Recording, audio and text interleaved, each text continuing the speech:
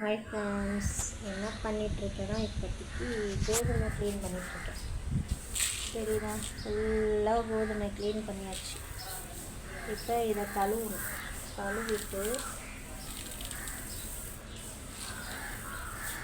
காய வைக்கணும். இது கிட்டத்தட்ட ஒரு 10 கிலோ இருக்கும். ரேஷன் கோதுமை தான், ஒரு 10 கிலோ இருக்கும். கிட்டத்தட்ட ஒரு 5 மாதமாக சேர்த்து வச்சுருந்தது. இதை தான் க்ளீன் பண்ணி வச்சுருக்கேன்.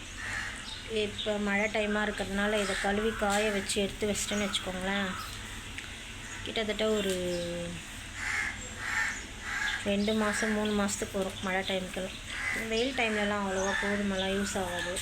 ஏன்னா இது ஹீட்டுன்றதுனால சாப்பிட மாட்டோம். இப்போ இது மழை டைம் வருது, அதனால் நைட்டில் 2 சப்பாத்தி செஞ்சு கொடுத்தா கரெக்டாக இருக்கும்.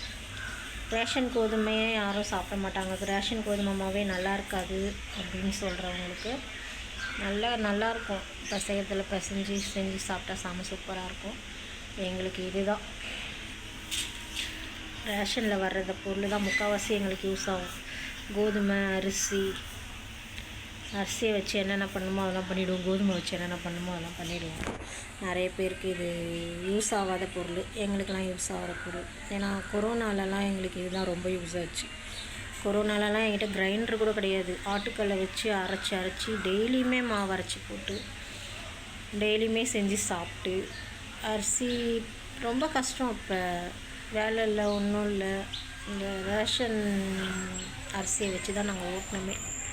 அதனால் எதுவுமே எங்களுக்கு வேஸ்ட் ஆகாது. எல்லாமே க்ளீன் பண்ணி வச்சு செஞ்சால் சூப்பராக இருக்கும். Bye friends.